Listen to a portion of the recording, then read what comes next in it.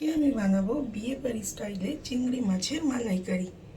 এই চিংড়ি মাছের মালাইকারি কিন্তু খুব পপুলার একটা ডিশ। আপনারা দেখুন আমি কিভাবে বানাই এই বিয়ে বাড়ি স্টাইলে চিংড়ি মাছের মালাইকারি। আজকে আমাদের রেসিপি চিংড়ি মাছের মালাইকারি। আর এই চিংড়ি মাছের মালাইকারি বানাতে আমাদের যা যা লাগবে তা হলো, এখানে আমি নিয়েছি 300 গ্রাম চিংড়ি মাছ, এখানে আছে পেঁয়াজ বাটা, এখানে আছে টক দই, রয়েছে একটু আদা রসুন পেস্ট, রয়েছে সর্ষের তেল। এখানে আমি একটা নারকেলকে আধমালা কুড়িয়ে গরম জল দিয়ে তার দুধটা বার করে নিয়েছি। এখানে আছে সেই নারকেলের দুধ। এছাড়া আমাদের লাগছে লঙ্কার গুঁড়ো, নুন, হলুদ, ফোড়নের জন্য লাগছে তেজপাতা, একটা দারচিনি, কিছুটা এলাচ, লাগছে চেরা কাঁচা লঙ্কা, আর লাগবে নামানোর আগে সামান্য ঘি, আর লাগছে গরম মশলা। চিংড়ি মাছগুলোতে আমি ভালো করে নুন হলুদ মাখিয়ে নেব।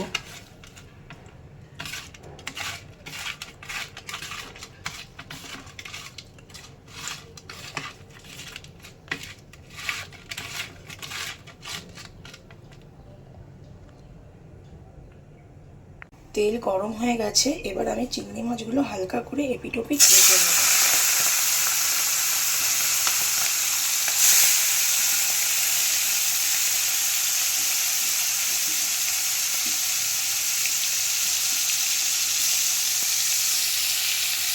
চিংড়ি মাছগুলোকে এপিট ওপিট করে হালকা একটু ভেজে নিতে হবে। এবার চিংড়ি মাছগুলো আমার ভাজা হয়ে গেছে, আমি তুলে নিয়েছি। এবার এই তেলের মধ্যে আমি ফোড়ন দেবো আর শুকনো লঙ্কা,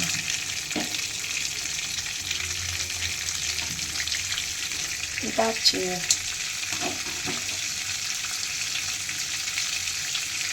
এলাচ,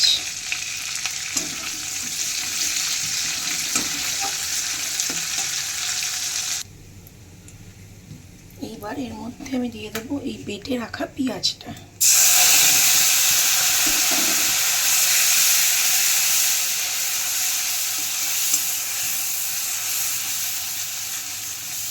পেঁয়াজটা দিয়ে খানিকক্ষণ ভাজা ভাজা করে নিতে হবে।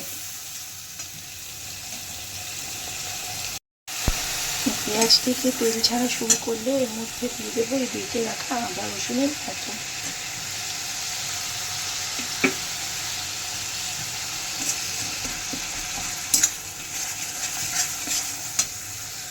আর দিয়ে দেবো এই গুঁড়ো মশলাগুলো। আমি আগে বলতে ভুলে গেছিলাম, চিংড়ি মাছের মালাইকারিতে কিন্তু অবশ্যই একটু মিষ্টি দেবেন, না হলে কিন্তু টেস্ট আসবে না।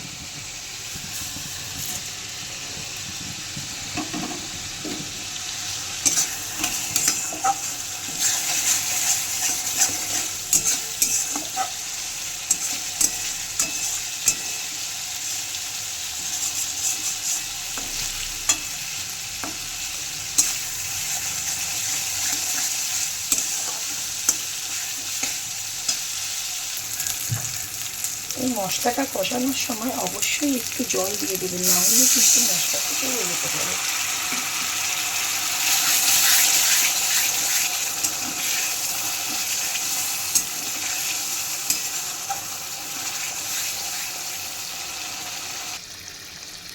মশলা কষে তেল ছেড়ে গেছে, এবার এর মধ্যে আমি দিয়ে দেবো ওই ফেটিয়ে রাখা টক দইটা।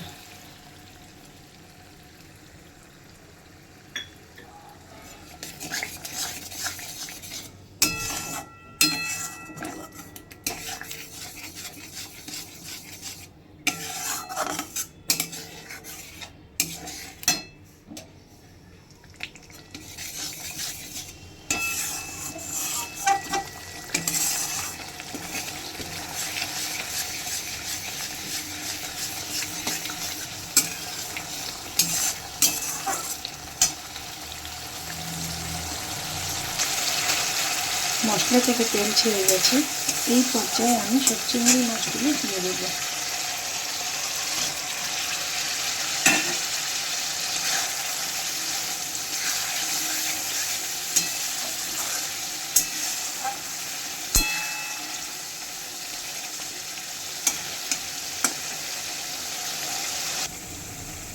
চিংড়ি মাছ থেকে তেল ছাড়তে শুরু করেছে। এইবারে আমরা দিয়ে দেবো এই নারকেলের দুধটা, এটাকে ভালো করে গুলিয়ে দিয়ে দেবেন।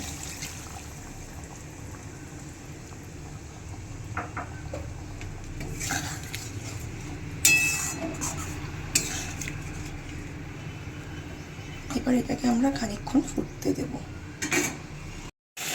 এবার দিয়ে দেব গরম মশলা।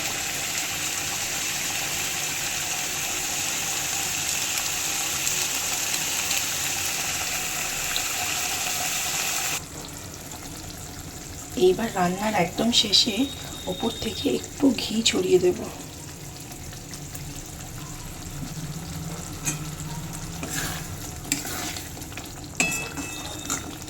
রেডি আমার আজকের রেসিপি, চিংড়ি মাছের মালাইকারি।